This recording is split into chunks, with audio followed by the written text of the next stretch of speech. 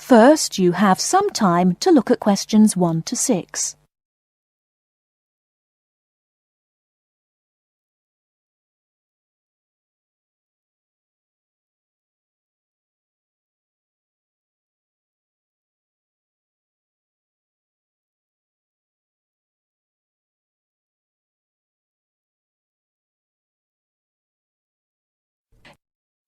Okay, everybody, welcome back to the new term.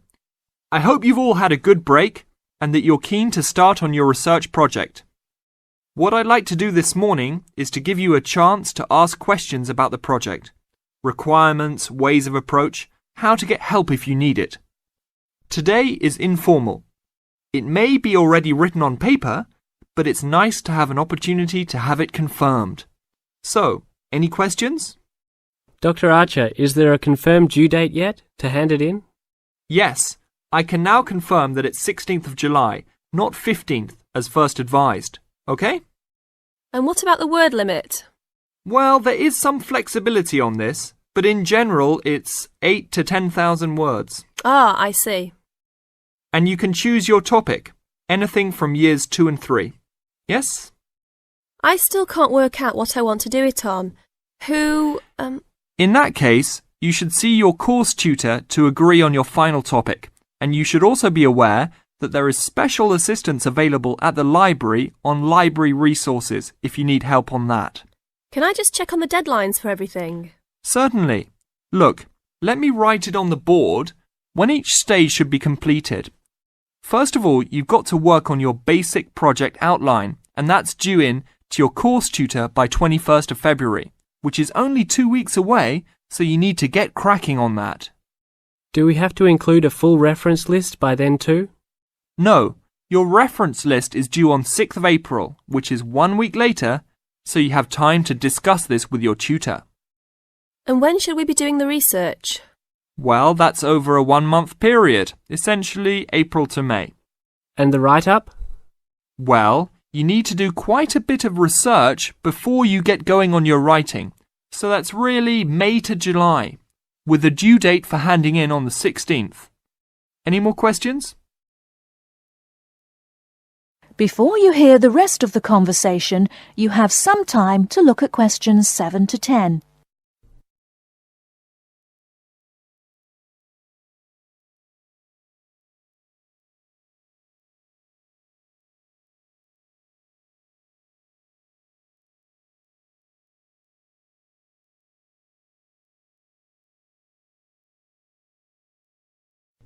Now listen and answer questions 7 to 10. Well, sir, just some advice really. It's about the research approach. Would you advise us to use some case studies? Well, Larry, I know these can be difficult to arrange sometimes, but I really feel they are of great benefit in this subject. You can always talk to your tutor if you're having difficulty. Yes? I've looked over some previous research projects that are in the library. Is that a good idea, sir? I heard. Okay. I don't think you should go through them in detail, especially at this early stage, or you might end up being influenced by them more than you realise. But yes, it really is about the best guide you can have to what's required to what's expected in this type of project. Sorry, Judy, I butted in on you. That's all right. It's just that I noticed one project was a joint one. They worked together as a pair. Is that a good idea? Yes, I remember that paper. Working in a pair can have some advantages, but to be frank, this is meant to be an individual project, so it's best to work on your own. About using subjects, is it okay if we use family members? Your own relatives? I don't see why not. They probably offer some advantages in terms of availability, although you need to guard against possible effects on your research outcomes. So, you can if you want. Perhaps you should discuss this with your tutor if you plan to use relatives, so you can approach it in the best way. Okay, thanks. Okay then. Well, I hope we've been able to sort out a few things. You're welcome to see me at any time, or drop me a note if you have any more queries. Fine, thanks. That is the end of part 1. You now have half a minute to check your answers.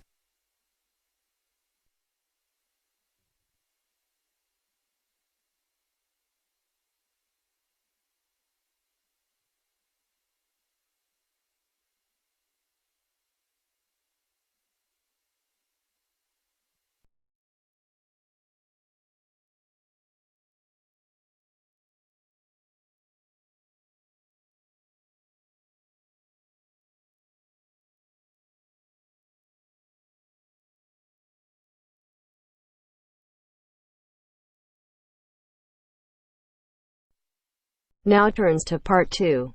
Part 2. 2. You are going to hear a talk given by an international student. First, you have some time to look at questions 11 to 16.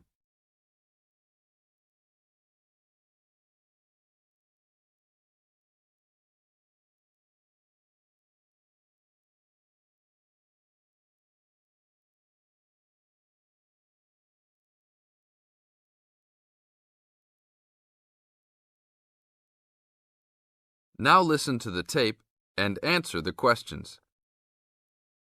As an international student coming from Sierra Leone, it gives me great honor to give these opening remarks and welcome you all to Ashesi University, where excellence is the code.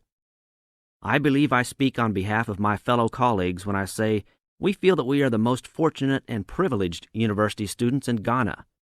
You may ask, what is the basis of such a conclusion?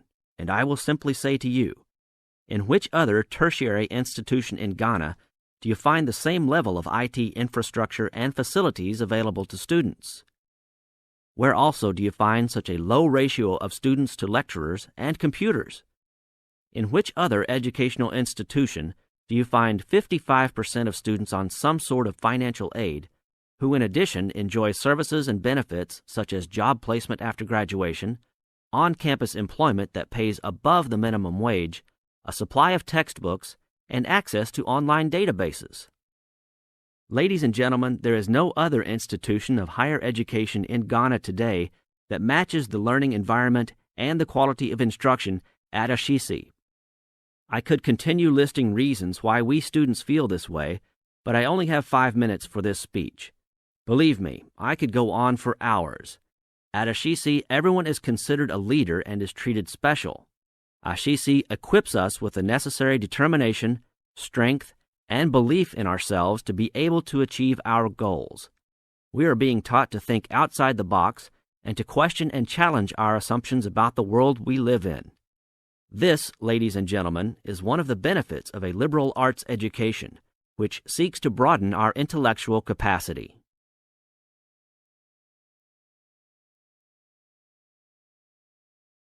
Now look at questions 17 to 20.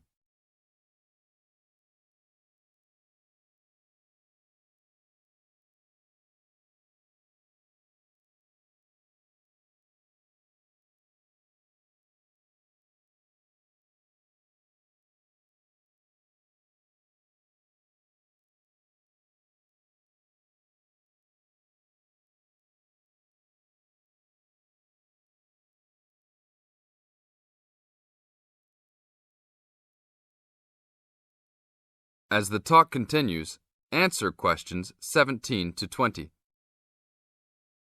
At Ashesi, we are also exposed to real-life situations and learn how to deal with them through a practical and vigorous academic program, as well as various seminars in which prominent leaders in their professions are invited as guests to interact and share their knowledge and experiences.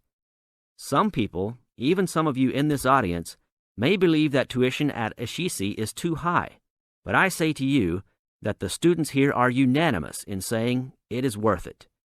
Not because we all come from well-to-do families, but because when it comes to one's education, you need to aim at getting the best from the right place. One's education defines who you are and what your perception of life and society will become. Ashesi offers us a top-quality education which meets high international standards. This is due to the strong linkages the school has established with 3 of the very best schools in the United States, namely Swarthmore College, which is ranked as the best liberal arts school in the U.S., UC Berkeley, and the University of Washington. In addition, Ashesi has recruited an excellent faculty consisting of lecturers from various countries, including Ghana, the UK, and the United States. These lecturers are among the best in their respective academic fields. I believe this is the school's greatest asset, a strong and knowledgeable team dedicated to achieving successful results from their students and who also love their job. I would like to end with a personal message.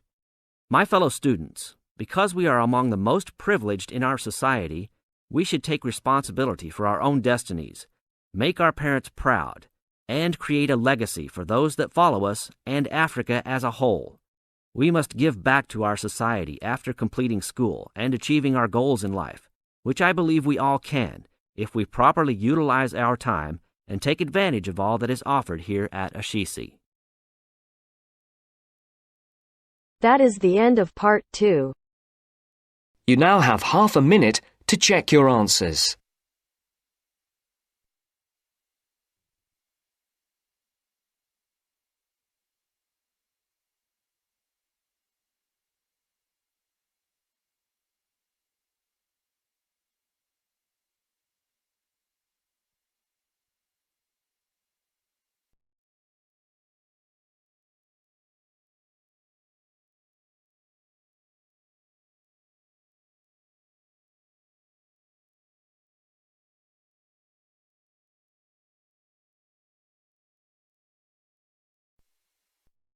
Now turns to part 3. Part 3. You will hear a conversation between two students who will discuss a project they're working on together. You have 30 seconds to look at questions 21 to 27.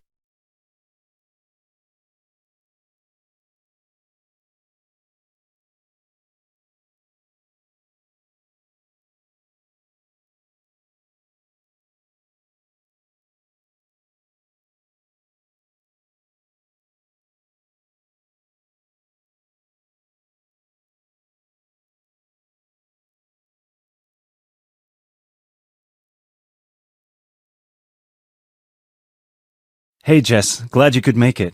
We've got a lot to discuss. Hi Matt. Yes, sorry I'm a bit late.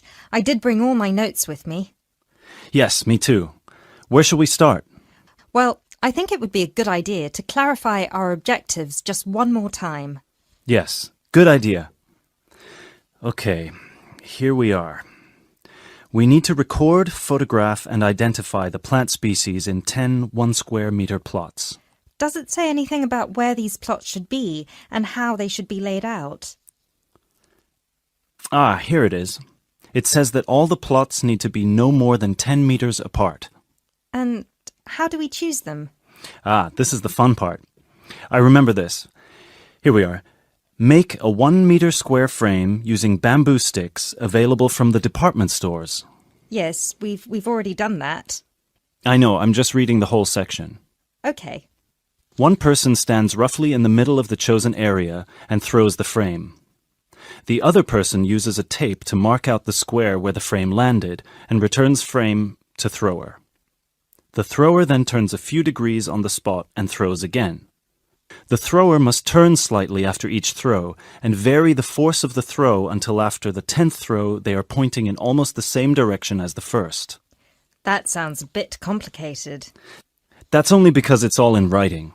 It's just a simple throw, turn, throw, turn, throw, turn until we have 10 squares. And I guess you want to do the throwing. Well, if you don't mind. I'm sure you'll be more accurate at marking the squares. Yes, I am sure I am, and I'm sure you've got a stronger throwing arm.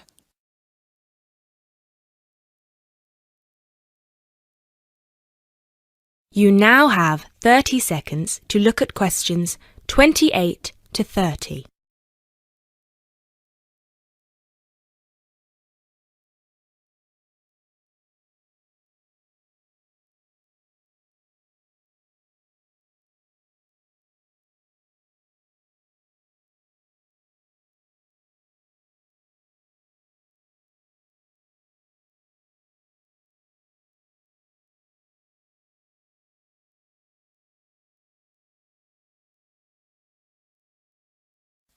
Okay, good. We've got that sorted.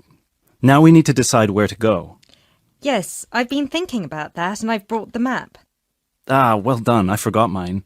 Now, I've identified 3 possible locations, but they've all got some disadvantages. Okay, fire away. Well, the area around this lowland marsh could be interesting. There'll be a lot of interesting water plants here. Looks good, but what's the problem? Mainly that it's already a designated nature reserve, and I think there's already been a lot of research done here. Ah, I see. Well, I'd rather do something that's new and can be useful. I agree. That's why I identified this area further west. See, here, behind the beach. Oh, yes, I see. That area there, where it's flat, but quite high. Exactly. If you look a bit further inland, you'll see that there are hills which will protect that area from strong north winds. I see. Excellent. But what's the problem? Just that it may not be very interesting. We know that the geology there is not conducive to a wide variety of plants. I agree. So what's your last idea? Well, I think this one is a bit of a winner, although I did want to show you the other two. Look up here on the north coast. Where? See this bay? Well, I know that there's been quite a lot of studies done here, but a bit further to the east, behind this headland. No one has ever looked at that. Well, I certainly couldn't see any studies. That is interesting. And the plant life could be a bit different because of the shelter from the wind the headland provides. Exactly. Brilliant, Jessica. That's a great idea. We'll go there. Thanks. Now all we have to decide is when is a good time. That is the end of part 3. You now have half a minute to check your answers.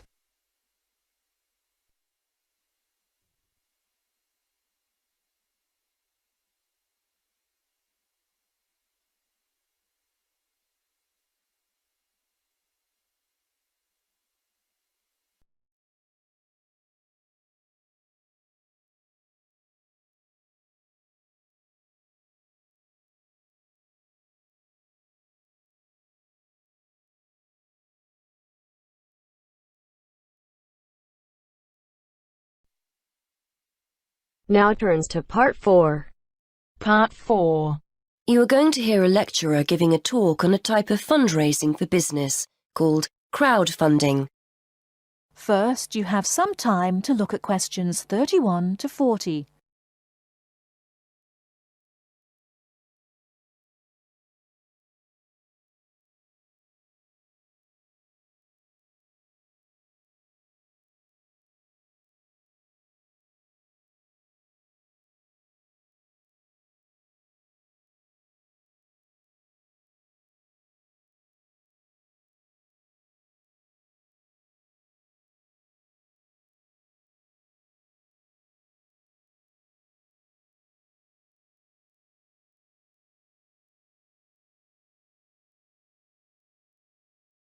Now, listen carefully and answer questions 31 to 40.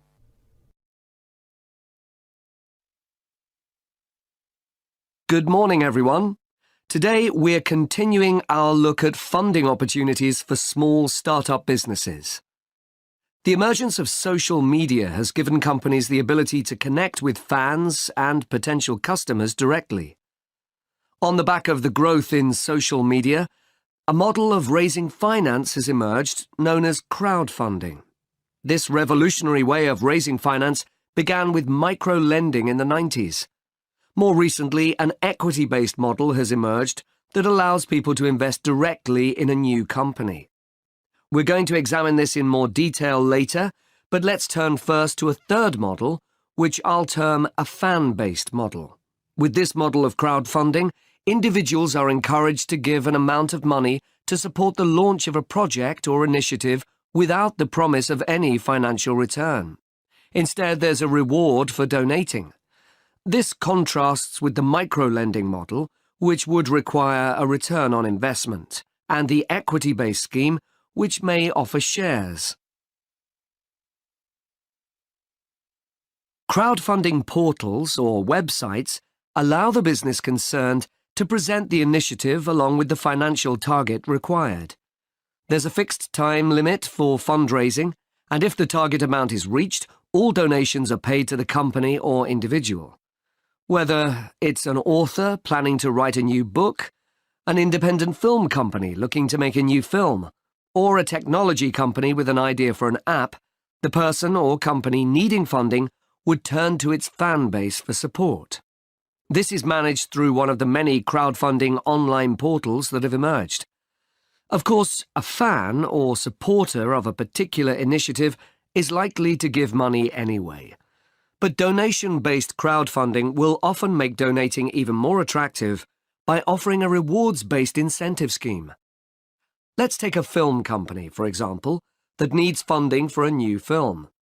For a small set donation, the donor might be offered a free ticket to the premiere or a DVD of the film. A larger set donation might be rewarded by the chance to attend a launch event when the film goes live. Those people who make bigger donations could even be offered the chance to meet the cast of the film, whilst the highest level donation could see the person's name mentioned in the film credits. For companies that already have a significant fan base, crowdfunding offers a fantastic opportunity to raise money quickly from a large number of people, each of whom donates just a small amount of money. Compare this to the time and effort that would be needed to sell your idea to investors or your bank manager, particularly in an age when raising finance can be difficult. The company may also have links with partner companies or organizations that run fundraising events. In this case, you can significantly increase participation by working with these organizations to promote your crowdfunding project. Another significant advantage is that you can reach out to your fan base for feedback on the project while it's being developed, thus making the final product more appealing. Crowdfunding enables you to raise awareness of the product at an early stage, thus increasing the potential for sales. With so many people behind you, it can also act as a great incentive to get the best possible product out on time and on budget. However, there are disadvantages to bear in mind. The model can be described as all or nothing. If you don't reach the monetary target required in the agreed time, all promises of donations are cancelled and no money is paid, leaving you back at square one. Should this happen, or still worse, you receive the funding but are unable to come up with the product, not only will your fans end up disappointed, but the portal will record the fact that you failed to reach your target, or that the initiative failed. Fulfilling all the pledges that you've made to people can also be very time-consuming. For example, remembering to send out copies of books or free cinema tickets can sometimes be forgotten in the excitement and frenzy of launching your product. People sometimes forget to factor in the cost of rewards when calculating profit margins. But these can be significant. And finally, if you have a small fan base, for example, you're a new company or have a small social media footprint, raising awareness of your initiative will be challenging. These drawbacks aside, donation-based crowdfunding is a wonderful opportunity for individuals or small startups to raise funds for that exciting new project, whilst reaching out and connecting to the people who are most likely to support and promote your work for you. That is the end of part 4. You now have half a minute to check your answers.